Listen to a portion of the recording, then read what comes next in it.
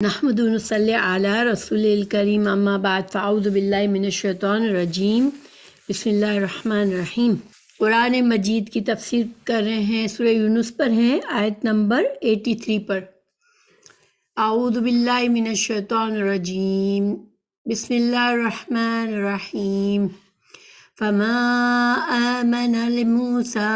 إلا ذرية من قومه على خوف من فرعون وملئهم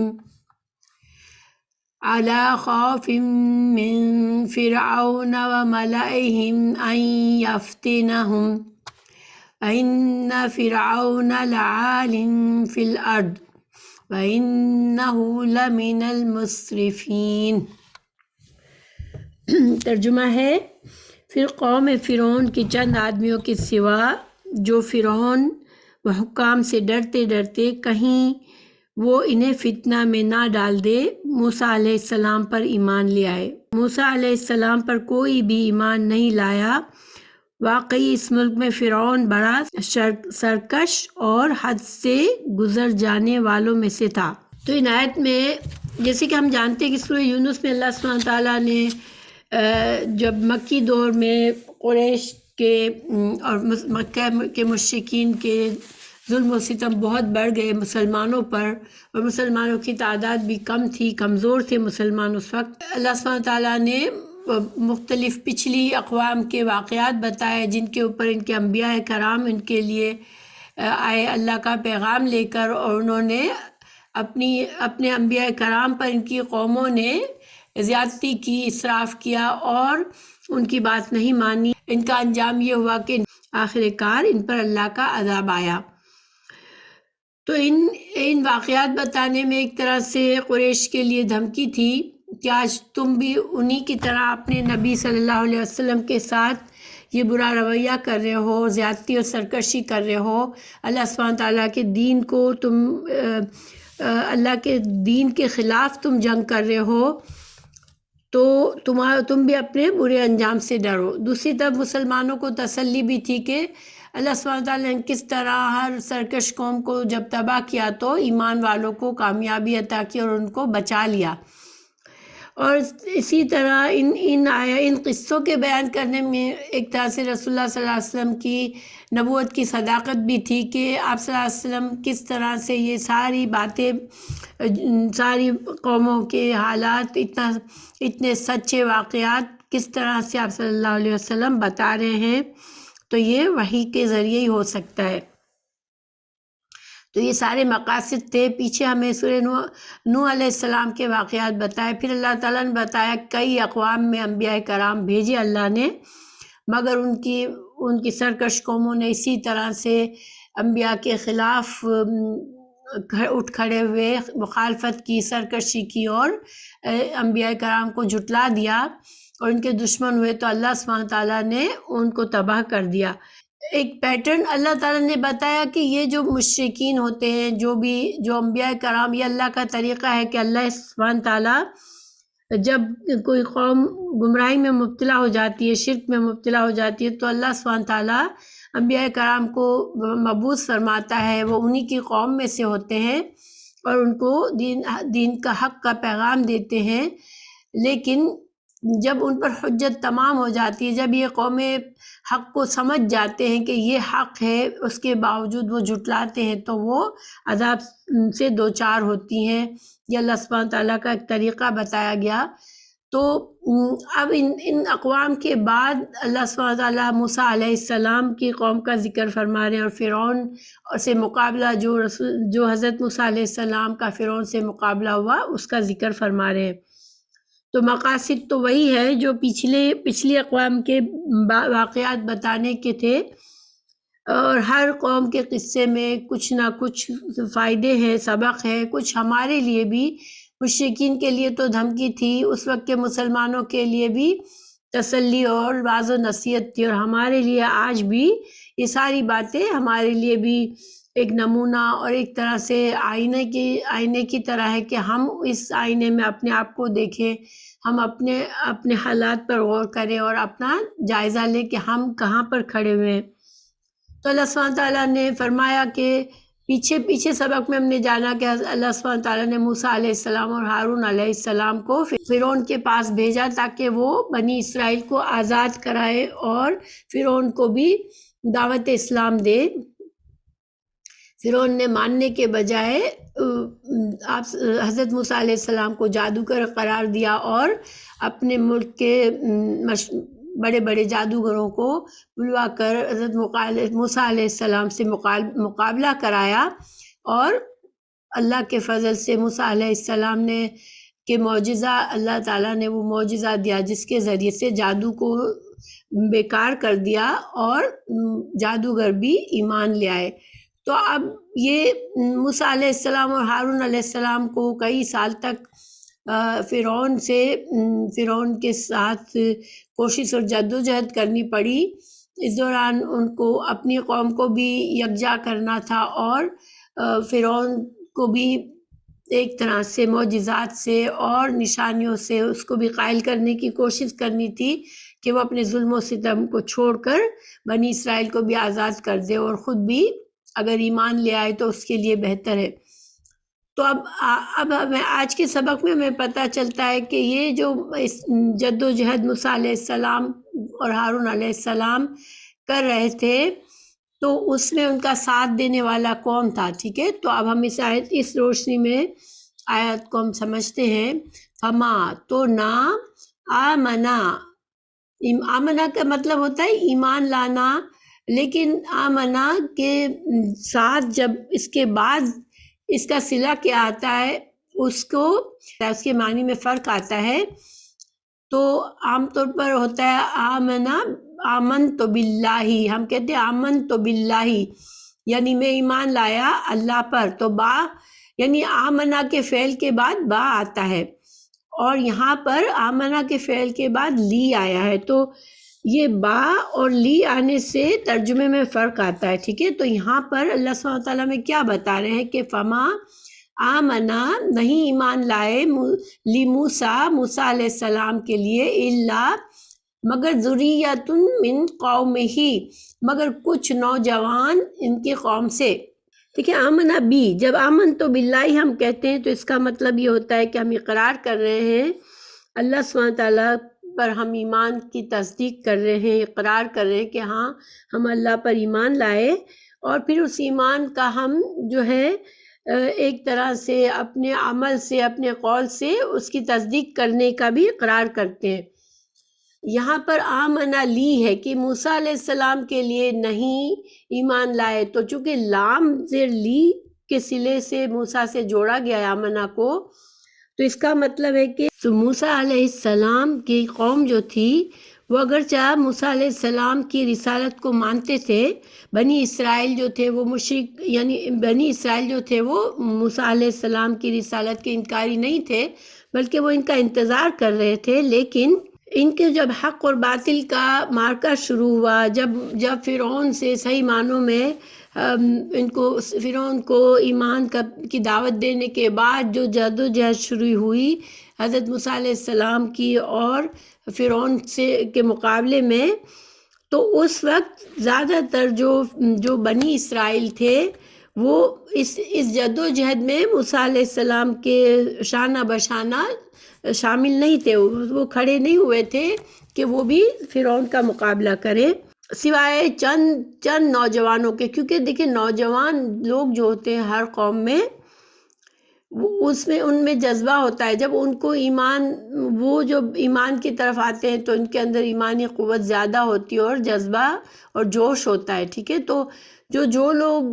ینگ نوجوان جو تھے، جو کچھ ان میں سے جو تھے وہ تو ہمت کر کے وہ کھڑے ہوئے، لیکن باقی لوگ جو ہے وہ موسیٰ علیہ السلام کے ساتھ اس مشن میں جدوجہد کرنے کے لیے، کوشش اور محنت کرنے کے لیے تیار نہیں ہوئے کہ وہ فرعون کے خلاف اٹھ کھڑے ہوں، اور اس کی وجہ کیا تھی؟ من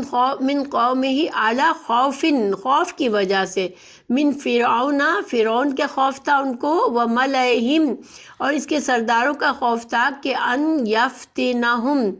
کہ وہ ان کو یفتنہم، فتنہ سے مطلب ہوتا ہے، کئی معنی ہوتے اس کے، آزمائش میں پڑ جانا، مصیبت میں آ جانا، فساد میں پڑ جانا، تختہ مشق بننا، کسی کی ظلم و ستم کا نشانہ بننا، عبرت بننا، عذاب آنا، یہ سارے معنی ہیں۔ تو فرعون کے ڈر سے، فرعون کے سرداروں کے ڈر سے بہت سے بنی اسرائیل جو تھے وہ خاموشی سے بس بیٹھے ہوئے تھے، اس انتظار میں تھے کہ حضرت موسیٰ علیہ السلام ہی جو کچھ کریں گے وہ کریں گے، حالانکہ وہ حضرت موسیٰ علیہ السلام پر ایمان رکھتے تھے۔ تو ایک تو یہ معنی ہے، ٹھیک ہے، لیکن اس کے دوسرے معنی بھی کیے گئے ہیں۔ اس کا دوسرا معنی یہ کیا گیا ہے کہ موسیٰ علیہ السلام پر ایمان نہیں لائے سوائے قوم ہی، یعنی قوم ہی سے مطلب لیا گیا کہ فرعون کی قوم سے موسیٰ علیہ السلام کے اتنا بڑا معجزہ ہوا، جادوگروں کا جو مقابلہ تھا وہ سر عام ہوا تھا، بڑے بڑے دن میں ہوا تھا، جبکہ سارا شہر موجود تھا، اور اتنے بڑا معجزہ دیکھنے کے بعد بھی فرعون کی قوم کے صرف چند لوگوں کے سوا کوئی مسلمان نہیں ہوا، کوئی ایمان نہیں لایا، یہ مطلب بھی کیا گیا ہے۔ تو یہ مطلب اس میں جو ہے پھر چونکہ یہ حقیقت تھی کہ فرعون کے لوگوں میں سے صرف کچھ لوگ، جو حضرت آسیہ جو کہ فرعون کی بیوی تھی، اور اس کے علاوہ جو جادوگر، جو کچھ جادوگر مسلمان ہوئے تھے، اور اس کے علاوہ ایک شخص تھا جس کا سورہ مومن میں ذکر ہے کہ اس نے اپنا ایمان چھپایا ہوا تھا، اور جو ایک خزانچی تھا فرعون کا، وہ بھی مسلمان ہو گیا تھا، اور اس کی بیوی بھی مسلمان ہو گئی تھی، یعنی گنے چنے لوگ فرعون کی قوم سے مسلمان ہوئے تھے۔ تو یہ معنی بھی کیا گیا ہے اس کا، ٹھیک ہے۔ لیکن اگر ہم عربی زبان کے جو قواعد کو دیکھیں تو بہت سے علماء یہ کہتے ہیں کہ چونکہ قوم ہی میں جو ہی ضمیر ہے وہ موسیٰ علیہ السلام کی طرف لوٹتی ہے، کیونکہ قاعدہ یہ ہے کہ جو ضمیر سے قریب ترین اسم ہوتا ہے اس کی طرف ضمیر لوٹتی ہے۔ تو پھر اس کا مطلب ہے کہ زیادہ اگر ہم زبان کے قاعدے کو دیکھیں تو اس لحاظ سے موسیٰ علیہ السلام کی قوم والا جو معنی ہے وہ زیادہ صحیح ہے، ٹھیک ہے۔ یہ بھی صحیح ہو سکتا ہے، ظاہری بات ہے کہ جو غلامی کی زندگی گزار رہی تھی جو قوم، وہ ایک دم سے ان کے اندر وہ ہمت اور وہ حوصلہ نہیں تھا، وہ توکل علی اللہ میں اتنا نہیں تھا ان کے اندر کہ وہ اٹھ کھڑے ہوتے اور فرعون کا مقابلہ کرتے۔ لیکن جہاں پر ایک اور بھی معاملہ ہے کہ ملائہم، دیکھیں ملائہم سے کون لوگ، کس کے سردار، یعنی کس کے بڑے، کس قوم کے بڑے، تو یہ بھی یہاں کے اس کے بھی دو معنی کیے گئے کہ جو ینگ لوگ، جو جوان لوگ تھے، نوجوان لوگ تھے بنی اسرائیل کے، وہ جو ہے وہ چند، ان میں سے بھی چند صرف اٹھے حضرت موسیٰ علیہ السلام کے ساتھ دینے کے لیے، کیونکہ ان کو دل میں خوف تھا، ایک تو فرعون کا خوف تھا، اور دوسرا ان کو اپنے ہم کی ضمیر جو ہے ذریت کی طرف اگر لوٹتی ہے، یعنی کہ بنی اسرائیل کی قوم جو ہے یا موسیٰ علیہ السلام کی قوم جو ہے، ان میں جو تھوڑے بڑے سردار، جو کچھ بڑی حیثیت رکھتے تھے، یعنی کہ بڑی عمر کے لوگ، ان کے اندر بھی جو لوگ کچھ اثر رسوخ رکھتے تھے، یا پھر ان نوجوانوں کے والدین جو تھے بڑے تھے، وہ ان کے خوف کی وجہ سے زیادہ تر لوگ جو تھے وہ موسیٰ علیہ السلام کے ساتھ اٹھ کر کھڑے نہیں ہوئے، کیونکہ وہ اپنے ہی بڑوں سے ڈرتے تھے کہ وہ ان پر غصہ نہ کرے، وہ ان پر کسی طرح سے ان کو سزا نہ دے۔ کیونکہ دیکھیں بعض اوقات یہ ایسا ہوتا ہے کہ آج ہم مسلمانوں میں بھی یہ چیز دیکھتے ہیں کہ جب کوئی قوم دین اپنے مذہب کی وجہ سے کسی جگہ پر کوئی فتنے سے مقابلہ ہو رہا ہوتا ہے، حکومت، غیروں کی حکومت ہوتی ہے، مسلمانوں کے ساتھ اچھا سلوک نہیں ہو رہا ہوتا، یا عام طور پر آج دنیا میں دیکھیں کئی جگہوں پہ مسلمانوں کے ساتھ بہت ڈسکریمنیشن کیا جاتا ہے، تو ایسے میں بعض والدین جو ہوتے ہیں وہ اپنے جوان بچوں کو دین کے طریقوں پر چلتے ہوئے دیکھتے ہیں، ان کو لڑکی حجاب پہننے لگی، لڑکے نے داڑھی رکھ لی، تو والدین بعض اوقات ڈرتے ہیں کہ ہمارے بچے جو ہو یا پھر وہ نوجوان بچے کچھ ایسی تنظیموں کو سے ملتے ہیں جس کے ساتھ مل کے وہ کوئی آواز اٹھائے اس سارے جو مسلمانوں کے اسلام سے جو ڈسکریمنیشن اور اسلام کے ساتھ جو بغض کا اظہار کیا جا رہا ہے، اسلام کے ساتھ جو دشمنی کا اظہار ہو رہا ہے، اس کے خلاف جب آواز اٹھانا چاہتے ہیں تو والدین خود ڈر جاتے ہیں، حالانکہ وہ مسلمان ہوتے ہیں لیکن ان کو اپنے بچوں کے لیے یہ فکر ہوتی ہے کہ کہیں وہ فتنے میں نہ پڑ جائیں، کہیں ان پر کوئی آفت اور مصیبت نہ آ جائے۔ تو بعض ماں باپ جو ہیں وہ بچوں کو، لڑکیوں کو حجاب سے بھی روکتے ہیں اور لڑکوں کو بھی ایسا حلیہ بنانے سے روکتے ہیں کہ وہ پہچانے جائیں کہ وہ مسلمان ہیں۔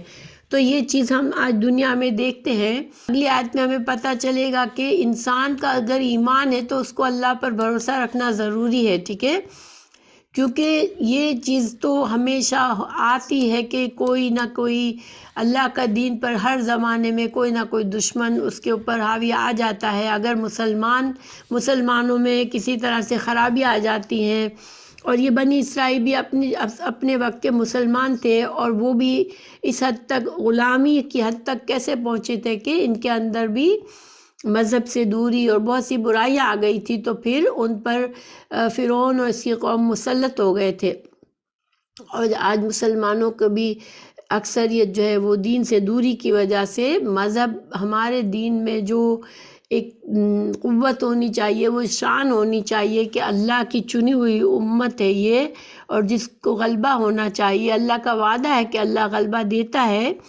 لیکن جب قوم خود برائیوں میں پڑ جاتی ہے، دین سے دوری ہو جاتی ہے، دین کے ان سے غافل ہوتی ہے، جہالت بڑھتی ہے، تو پھر دوسری قومیں مسلط ہو جاتی ہے۔ تو آج ذہنی غلامی میں گزر رہے ہیں مسلمان، اور بہت سی جگہوں پر اس سے زیادہ ظلم ہے۔ ذہنی غلامی کے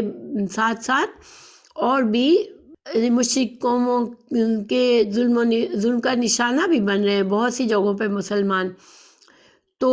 اللہ تعالیٰ پر ایمان رکھنے والی قوم کو سب سے پہلے اپنے ایمان کی فکر کرنی چاہیے۔ جب حالات خراب ہوں تو اس کو سب سے پہلے اپنے اندر جھانکنا چاہیے کہ کیا ہم واقعی میں اللہ کی فرما بردار قوم کے طریقے پر ہیں، کیا ہم واقعی میں ہمیں جیسے ایک اللہ کی چنی ہوئی امت کو ہونا چاہیے، ہم واقعی میں ایسے ہیں، یا ہمارے اندر خود ہی اتنی خرابیاں اور کمزوریاں آ چکی ہیں۔ اور پھر اپنی کمزوریوں کو دور کر کے، اپنی خرابیوں کو دور کر کے دین کا علم حاصل کرنا چاہیے، اور انسان کو پھر اپنے ایمان کو مضبوط کرنا چاہیے اور اللہ پر بھروسہ کرنا چاہیے۔ یہ ہمیں اگلی آیت پر میں مزید اس کا پتہ چلے گا۔ یہاں پر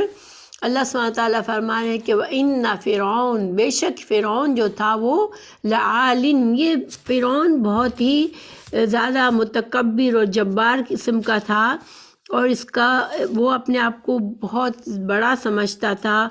وہ سمجھتا تھا کہ میں ہی یہ ساری میری قوم جو ہے یہ میری غلام ہے۔ بنی اسرائیل کو اپنا غلام اور اپنے آپ کو آقا سمجھتا تھا۔ تو اس نے بہت زیادہ تکبر اور جباریت، بہت زیادہ جبار بنا ہوا تھا، بہت زیادہ ظلم و ستم کرنے والا تھا۔ زمین میں اس نے بڑا فساد مچا کے رکھا تھا، اسی وجہ سے اس کا خوف بھی تھا بہت سے لوگوں کے دلوں میں۔ وَإِنَّهُ لَمِنَ الْمُسْرِفِينَ، اور یہ بے شک یہ جو تھا مسرفین میں سے تھا۔ مصرف کا مطلب ہوتا ہے زیادتی، یعنی کہ اعتدال کی حد سے بڑھ جانا۔ دیکھیں، ایک اللہ تعالیٰ جسے حکومت دے، بادشاہ بنائے، اس کی رعایا اس کی غلام نہیں ہوتی ہے، بلکہ اس رعایا کی اس کی ذمہ داری ہوتی ہے۔ وہ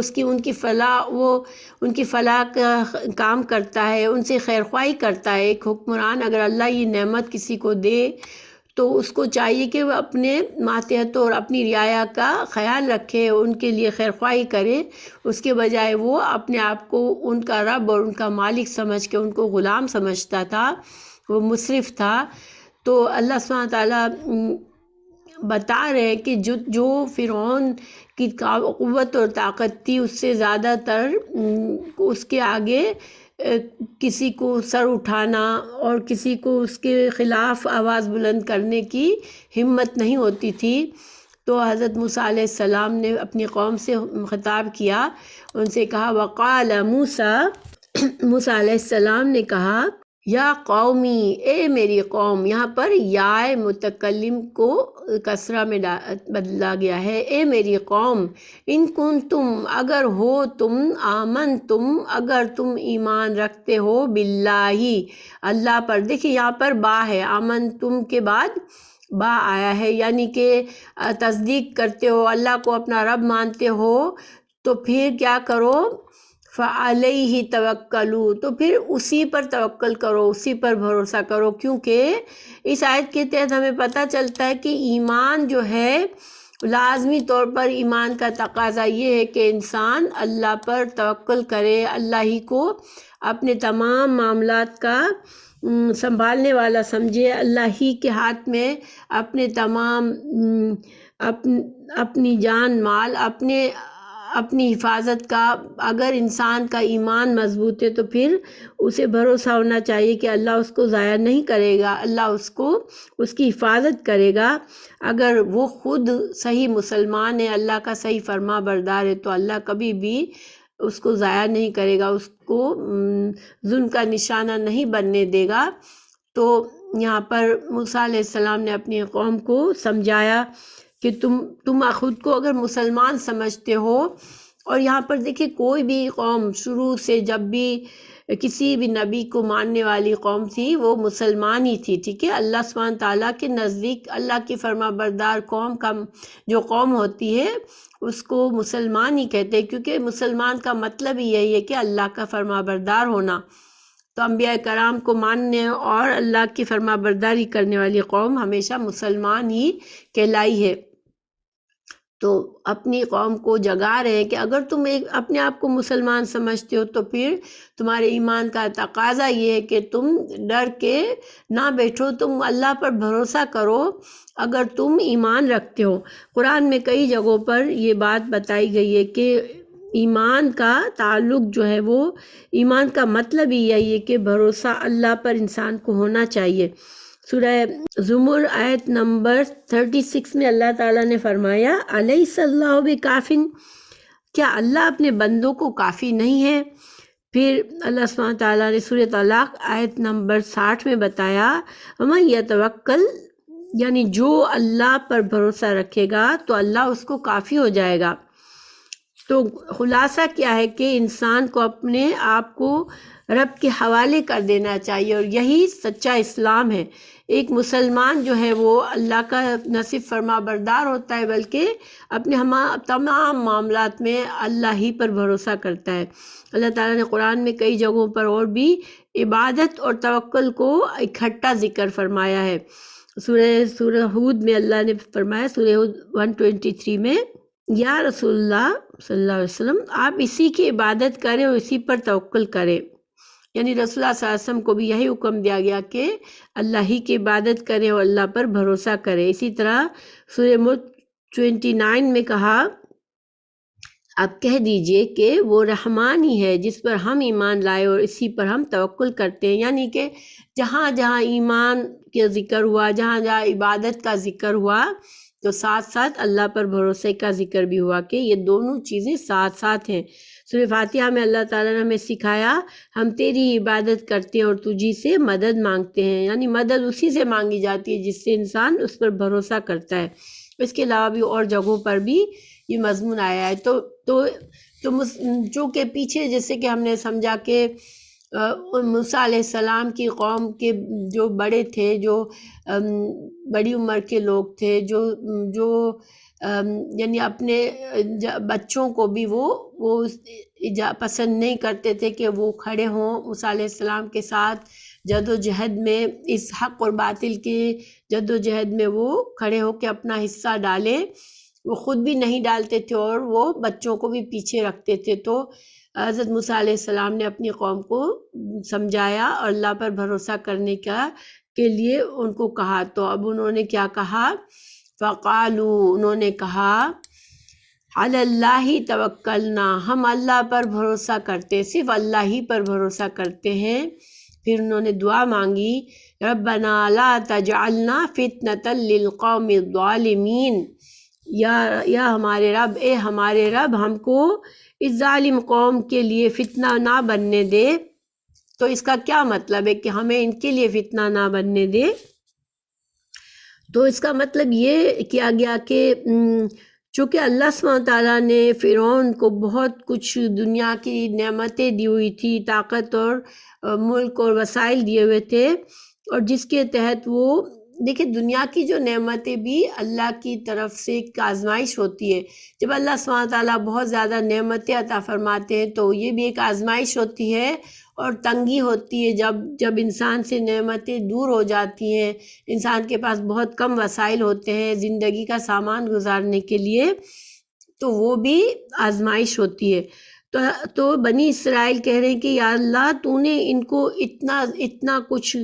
اپنے انعامات سے نواز دیا، دنیا کے اتنی نعمتیں ان کو عطا کر دی کہ وہ ان نعمتوں کے پا کر یہ اپنے آپ کو اتنا بڑا سمجھنے لگے ہیں، اور وہ پھر ہم پر وہ سمجھتے کہ وہ ہم پر مسلط ہو گئے ہیں اور ہم پر ظلم و ستم کر رہے ہیں، اور چونکہ اگر تو نے ہماری مدد نہیں کی تو یہی سمجھیں گے کہ وہی حق پر ہے، کیونکہ اللہ بھی ان کی مدد نہیں کرتا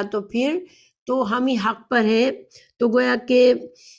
فرعون کی قوم کی جو آزمائش تھی کہ اللہ نے جو ان کو نعمتیں دی تھی، تو وہ اس آزمائش میں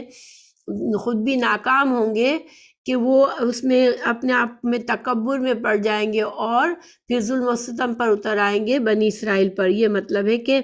اللہ تو اس قوم کو اتنا کچھ دے کے انہیں اس قابل نہ بننے دے کہ وہ ہم پر ظلم و ستم کریں اور ہم پر حاوی ہو جائے۔ پھر دوسری دعا کی کہ ربنا لا تجعلنا فتنة للقوم الظالمین، اور اگلی آیت میں انہوں نے دعا کی کہ وَنَجِّنَا بِرَحْمَتِكَ مِنْ قَوْمِ الْكَافِرِينَ۔ پھر دوسری دعا یہ کی کہ اللہ تم ہمیں اس کافر قوم سے نجات دے، ان کے ظلم و ستم سے ہمیں محفوظ کر لے، ہماری مدد فرما۔ تو پھر اللہ سبحانہ تعالیٰ نے وَأَوْحَيْنَا إِلَىٰ مُوسَىٰ، اب اللہ تعالیٰ نے ان کو طریقہ بتایا کہ تمہیں اللہ کی مدد کیسے آئے گی۔ وَأَوْحَيْنَا إِلَىٰ مُوسَىٰ وَأَخِيهِ أَن تَبَوَّآ، کہ تم بناؤ، تبوا تیار کرو، جگہ تیار کرنا، گھر بنانا یا ٹھکانہ بنانا کسی چیز کا۔ تو اللہ تعالیٰ حکم دے رہے ہیں موسیٰ علیہ السلام اور ہارون علیہ السلام کو کہ تم کیا کرو، تم دونوں کہ کچھ گھر بناؤ، لقومکما، اپنی قوم کے لیے ایسے گھر بناؤ، بمصر، مصر میں، بیوتن، وَاجْعَلُوا بُيُوتَكُمْ قِبْلَةً، اور اپنے گھروں کو قبلہ بنا لو۔ تو قبلے کا کیا مطلب ہوتا ہے؟ قبلہ، سامنے رخ کرنا، کسی چیز کے سامنے رخ کرنا، جیسے ہمارا قبلہ کعبہ ہے، ہم کعبہ کی طرف رخ کر کے عبادت کرتے ہیں، کعبہ ہمارا قبلہ ہے۔ تو یہاں پر قبلہ سے مراد نماز کا مقام بنا ہے، ٹھیک ہے، نماز کا مقام بنا لو۔ اس آیت کو ہم کیسے سمجھیں؟ دیکھیں جو فرعون تھا وہ ظاہری بات ہے اتنا بڑا خود کو سمجھتا تھا، وہ اپنی عبادت ایک طرح سے سمجھتا تھا کہ میں عبادت کے لائق ہوں، میں لوگوں کا رب ہوں۔ تو وہ کسی طرح بھی یہ پسند نہیں کرتا کہ بنی اسرائیل جا کر اپنے کنیسہ میں جا کر، اپنی مسجدوں میں جا کر عبادت کرے، اللہ کی اجتماعی عبادت کرے۔ تو یہ چیزیں غلام قوم تھی، ان کے اوپر پابندیاں تھی، وہ ڈرتے تھے یہ سب کچھ نہیں کر سکتے، تو ان کا جو نماز قائم کرنے کا جو سلسلہ تھا وہ معطل ہو چکا تھا کہ باقاعدہ مل کر ایک جگہ جمع ہو کر اللہ کی عبادت کرے۔ اور اجتماعی جو نماز ہوتی ہے، جو مسجد میں جا کے مسلمان ادا کرتے ہیں، اس میں بڑے فائدے ہیں۔ ایک تو انسان کو اپنی قوت محسوس ہوتی ہے کہ ہم اکیلے نہیں ہیں، اجتماعیت، اور پھر ایک دوسرے سے تعلقات بڑھتے ہیں، محبتیں بڑھتی ہیں، ساتھ مل کے اللہ کو یاد کرتے ہیں۔ تو اور ایک قوم جو ہے وہ اس سے قومی لیول سطح پر اس کے بڑے فائدے ہوتے ہیں جب انسان مسجدوں میں جا کے نماز قائم کرتا ہے۔ یہاں پر فرمایا واقیم الصلاۃ، اور اقیم الصلاۃ، نماز قائم کرنے میں یہ بھی اشارہ ہے کہ باجماعت نماز پڑھیں۔ تو اللہ تعالیٰ نے یہاں پر موسیٰ علیہ السلام اور ہارون علیہ السلام کو حکم دیا کہ تم ایسے کچھ گھر بنا لو جس کو قبلہ رخ ہو، وہ گھر جس میں نماز قائم کی جا سکے، اجتماعی طور پر یہ لوگ چھپ چھپ کر جمع ہو کر نمازیں پڑھ سکیں۔ اور دوسرا یہ کہ وَاجْعَلُوا بُيُوتَكُمْ قِبْلَةً، یعنی کہ گھروں میں بھی اگر ہر گھر میں عبادت مسجدوں میں نہیں جا سکتے تو گھروں میں بھی عبادت کریں اور نماز قائم کریں۔ دیکھیں کوئی قوم اگر اس قدر مغلوب ہے کہ وہ اپنے نماز بھی نہیں پڑھ سکتی اللہ کو، یا اللہ کی عبادت جو نماز ایک ایسی عبادت ہے جو کہ انسان، جیسے ہماری شریعت میں ہم 5 دفعہ پڑھتے ہیں دن میں، اور یہ اللہ سے قربت کا ذریعہ ہے ہمارا، کہ انسان جو ہے وہ اللہ سے قریب محسوس کرتا ہے۔ جب انسان کسی تکلیف سے، آزمائش سے گزر رہا ہوتا ہے تو نماز ایک بہترین طریقہ ہے جس سے انسان اللہ سے جڑتا ہے اور اللہ سے مدد مانگتا ہے۔ تو دیکھیں اور عبادات جو فرضی عبادات ہیں مسلمانوں کی،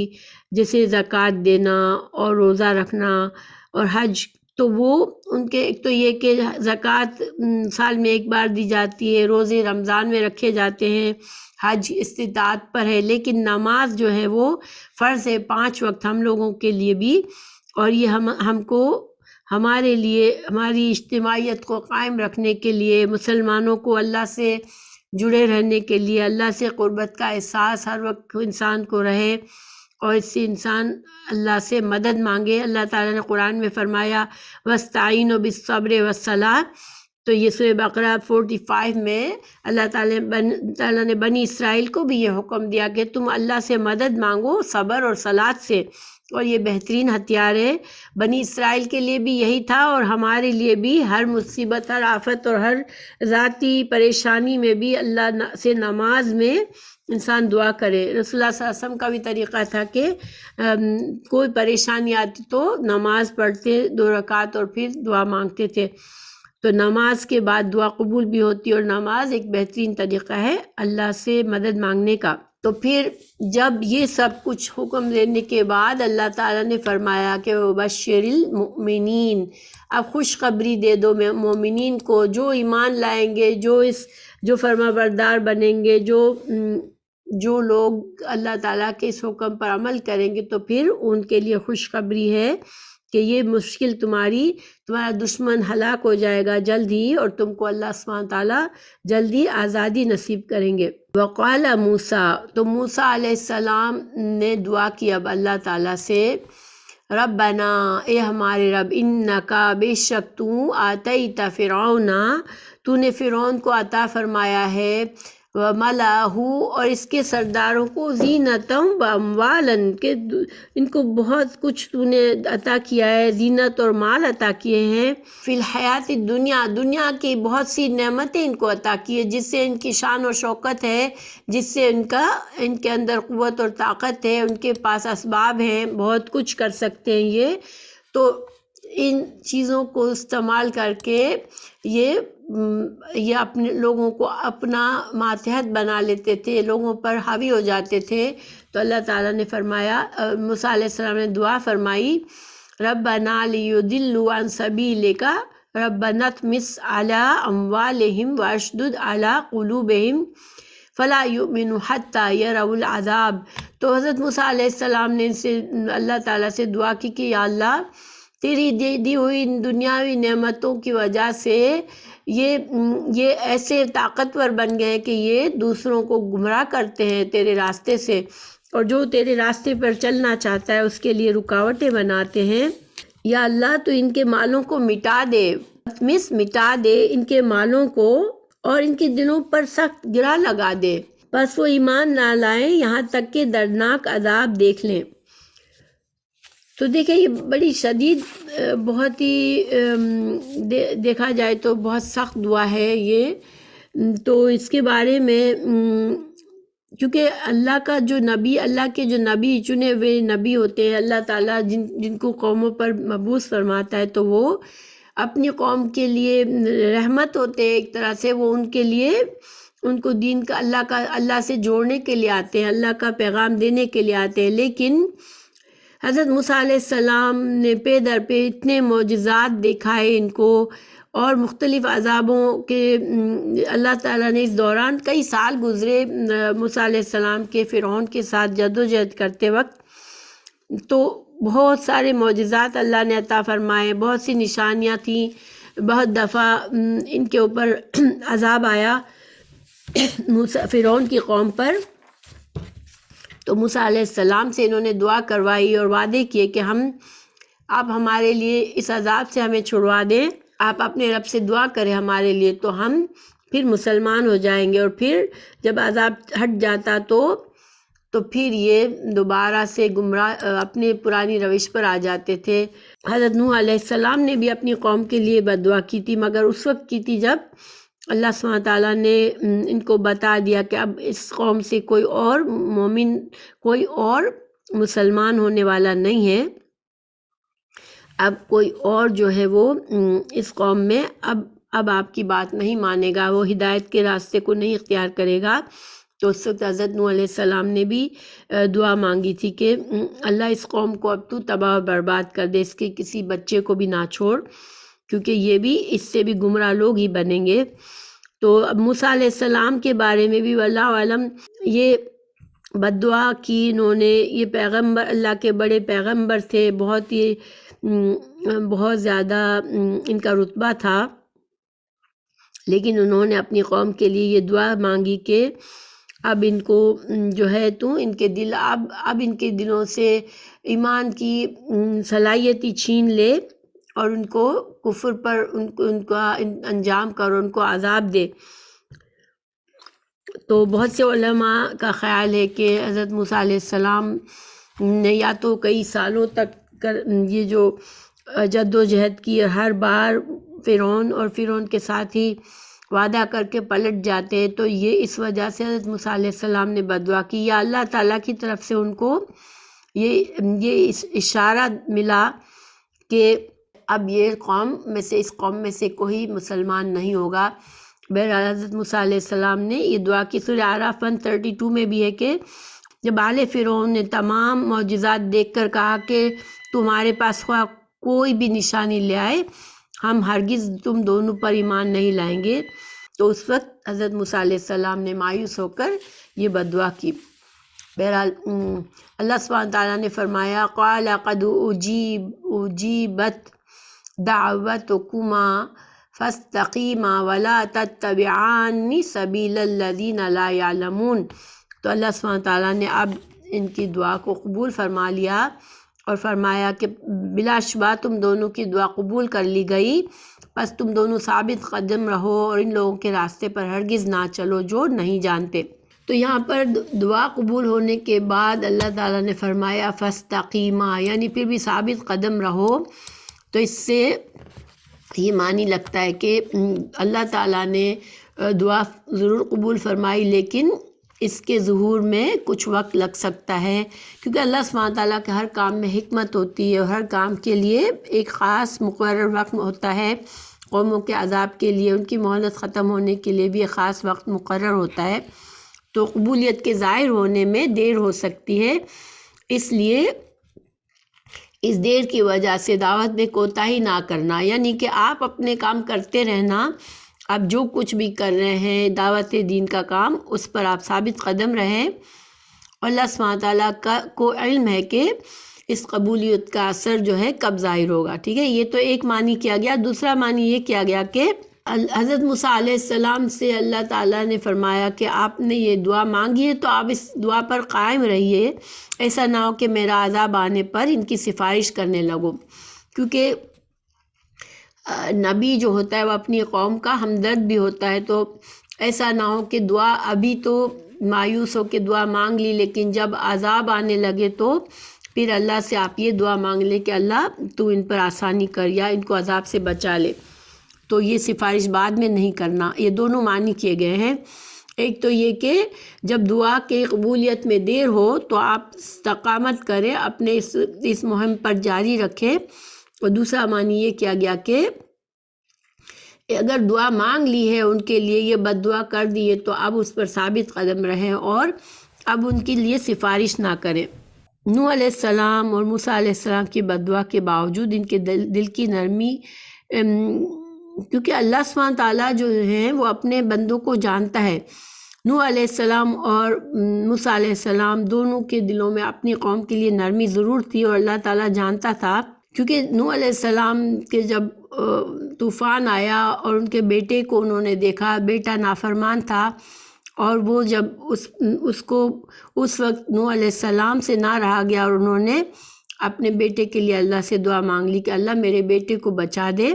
تو اللہ سبحانہ تعالیٰ نے اس بات کو پسند نہیں فرمایا تھا۔ تو یہاں موسیٰ علیہ السلام کو بھی ایک طرح سے کہا گیا کہ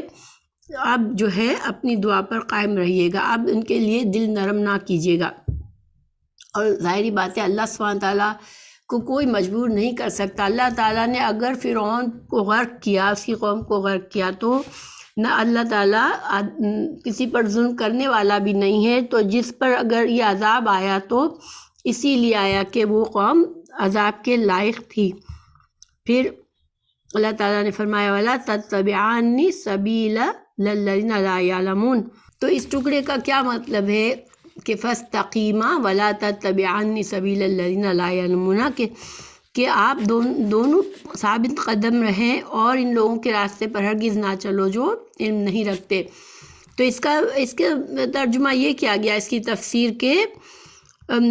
دیکھیں اللہ سبحانہ تعالیٰ سے دعا کرنے کے بھی آداب ہوتے ہیں۔ جب انسان اللہ سے دعا کرتا ہے تو اس کو پھر توکل اور بھروسہ بھی ہونا چاہیے کہ اس کی دعا اللہ تعالیٰ ضرور قبول کرے گا۔ بعض اوقات دعا کی قبولیت کا اظہار فوراً ہو جاتا ہے، اور کبھی بندے کو نہیں احساس ہوتا کہ اس کی دعا قبول ہوئی ہے نہیں ہوئی ہے، یا پھر اس کی دعا کسی اور طریقے سے قبول ہوتی ہے، یا پھر وہ اللہ سبحانہ تعالیٰ آخرت کے لیے اس دعا کو رکھ لیتے ہیں، کیونکہ اللہ سبحانہ تعالیٰ کی حکمت سے تمام کام ہوتے ہیں۔ تو ایسے میں اگر بندہ نا امید ہونے لگتا ہے، حوصلہ چھوڑ دیتا ہے کہ میری دعا تو قبول ہی نہیں ہوئی، اور اس کے منہ سے شکایت نکلتی ہے، تو یہ جو ہے اللہ تعالیٰ کو نہیں پسند ہے۔ اللہ پر بھروسہ ہر حال میں، ایک مومن کو ہر حال میں اللہ پر بھروسہ کرنا چاہیے۔ رسول اللہ صلی اللہ علیہ وسلم نے بھی فرمایا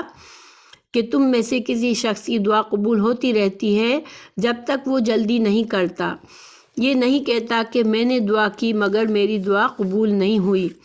تو یہ کہنا کہ میری دعا نہیں قبول ہوئی، یہ دعا میں جلدی کرنا ہے، اور اگر اس نے ایسا کر لیا تو پھر اس کی دعا نہیں قبول ہوگی، کیونکہ اللہ کو یہ بات نہیں پسند ہے۔ تو بہرحال موسیٰ علیہ السلام نے اور ہارون علیہ السلام نے دعا کی، اور یہ دعا سخت تھی، دعا بہت، تو ایک رحم دل انسان کے لیے یہ چیز مشکل ہوتی ہے۔ دیکھیں ہم بعض اوقات اس کا تجربہ زندگی میں بھی کرتے ہیں کہ کسی سے ہمیں بہت تکلیفیں ہوئی ہوتی ہے، بہت دکھ پہنچا ہوا ہوتا ہے، اور جب اسی انسان کو خود کسی تکلیف میں وہ مبتلا ہوتا ہے تو پھر ہمیں، حالانکہ جب ہم کو تکلیف ہو رہی ہوتی ہے اس وقت ہمیں یہ ہوتا ہے کہ کاش اس بندے کو اللہ تعالیٰ اس کا بدلہ دے اس کے ظلم کا، لیکن جب اس کے اوپر برا وقت آتا ہے تو جب رحم دل انسان ہوتا ہے اس کے دل میں نرمی بھی آ جاتی ہے۔ تو یہی اسی بات سے روکا اللہ تعالیٰ نے حضرت موسیٰ علیہ السلام اور ہارون علیہ السلام کو کہ اپنی ایک تو نمبر 1 اپنی دعا پر اب استقامت کرنا، اب اس سے نہ پلٹنا اور شفاعت کے لیے نہ آنا ان کے لیے، اور دوسرا یہ کہ اگر دعا کے قبولیت میں دیر ہو تو پھر صبر اور بھروسہ کرنا اللہ پر، کیونکہ اللہ تعالیٰ دعائیں قبول کرنے والا ہے۔ پھر آگے اللہ تعالیٰ نے فرمایا وَجَاوَزْنَا بِبَنِي إِسْرَائِيلَ الْبَحْرَ فَأَتْبَعَهُمْ فِرْعَوْنُ وَجُنُودُهُ بَغْيًا وَعَدْوًا۔ پھر اللہ تعالیٰ فرماتا ہے کہ ہم نے بنی اسرائیل کو سمندر سے پار کر دیا، تو فرعون اور اس کے لشکروں نے سرکشی اور زیادتی کرتے ہوئے ان کا پیچھا کیا، حتیٰ اذا ادرکہ الغرق قال آمنت انہ لا الہ الا الذی آمنت بہ بنو اسرائیل وانا من المسلمین۔ تو یہاں تک کہ جب اسے ڈوبنے نے پا لیا، یعنی جب فرعون ڈوبنے لگا تو پھر بے اختیار اس نے کیا کہا کہ میں ایمان لایا کہ حق یہ ہے کہ اس کے سوا کوئی معبود نہیں جس پر بنی اسرائیل ایمان لائے ہیں، اور میں فرما برداروں میں سے ہوں۔ اللہ سبحانہ تعالیٰ نے فرمایا الآن وقد عصیت قبل وکنت من المفسدین، کیا تم اب ایمان لا رہے ہو حالانکہ بے شک تم نے اس سے پہلے نافرمانی کی اور فساد کرنے والوں میں سے تھا۔ اس کی تفصیلات ابھی مزید آئیں گی کہ کس طرح سے فرعون غرق ہوا۔ یہ اس کی تفصیلات سورہ شعراء میں آیت 52 اور 68 میں ہے، اور سورہ دخان میں 23 اور 31 میں ہے۔ تو بنی اسرائیل کا جو نجات کیسے ملی اور آل فرعون کیسے غرق ہوئے، اس کی مختصر سی تشریح یہ ہے کہ جب اللہ تعالیٰ کے حکم سے بنی اسرائیل موسیٰ علیہ السلام کے ساتھ مصر سے نکل گئے، ان کی تعداد تقریباً جو بچوں کو چھوڑ کر ان کی تعداد جو تھی وہ 6 لاکھ کے قریب تھی۔ جب فرعون کو یہ پتہ چلا تو فرعون جو تھا وہ غیظ و غضب میں آیا، اور اس نے مختلف شہروں میں نقیب روانہ کر دیے تاکہ وہ اس کے لشکروں کو جمع کریں، اور اسی طرح فرعون بڑے زور میں اور بڑے تکبر میں وہ بڑا لشکر لے کر بنی اسرائیل کے تعاقب میں نکلا۔ دوسری طرف اللہ تعالیٰ نے بھی اب ان سے اپنے ارادے اور مشیت کے مطابق عمل کرنا چاہتا تھا، اسی لیے فرعون کی ساری سلطنت میں سے کوئی قابل ذکر شخص بھی ایسا نہ تھا جو اس موقع پر اس کے ساتھ شامل نہ ہو، اور یہ فرعونی لشکر طلوع آفتاب سے وقت بنی اسرائیل سے جا ملے۔ یعنی کہ اللہ سبحانہ تعالیٰ کی یہ شان ہے کہ تقریباً ساری کی ساری فرعون کی قوم جو تھی وہ اس لشکر میں شامل ہوئی۔ اللہ سبحانہ تعالیٰ ان سب کو غرق کرنا چاہ رہا تھا، ان کو سب کو عذاب ملنا تھا۔ سورہ شعراء کی آیت نمبر 61 میں ہے، جب دونوں جماعتوں نے ایک دوسرے کو دیکھا تو موسیٰ علیہ السلام کے ساتھی کہنے لگے یقیناً ہم تو پکڑ لیے گئے، اس لیے کہ جب ساحل سمندر پر پہنچے تو فرعون ان کے پیچھے تھا، اور اب اس کے بغیر اور کوئی چارہ کار ہی نہیں تھا کہ دونوں فوجوں میں جنگ ہو۔ اس لیے موسیٰ علیہ السلام کے ساتھیوں نے اصرار کے ساتھ موسیٰ علیہ السلام سے پوچھا کہ اب اس حال میں نجات کی کیا صورت ہوگی؟ موسیٰ علیہ السلام نے جواب دیا کہ مجھے تو حکم دیا گیا تھا کہ میں چل کر یہاں تک آ جاؤں۔ سورہ شعراء آیت 62 میں موسیٰ علیہ السلام کا قول ذکر ہے کہ کلا ان معی ربی سیہدین، کہ ہرگز نہیں، یعنی جب قوم کو یہ ڈر ہوا کہ ہم اب برباد ہو گئے، ہم تباہ ہو گئے، اب ہمیں فرعون کا لشکر پکڑ لے گا، تو موسیٰ علیہ السلام نے فرمایا ہرگز نہیں، بلا شبہ میرا پروردگار میرے ساتھ ہے، وہ ضرور مجھے راستہ بتائے گا۔ پھر اللہ سبحانہ تعالیٰ کے حکم سے انہوں نے اپنا عصا سمندر پہ مارا تو سمندر پھٹ گیا، اور بنی اسرائیل جو تھے وہ اس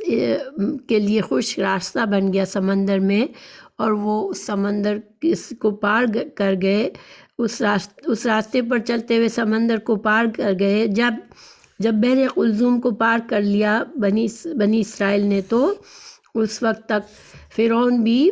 سمندر کے کنارے پر آ چکا تھا، اس نے بھی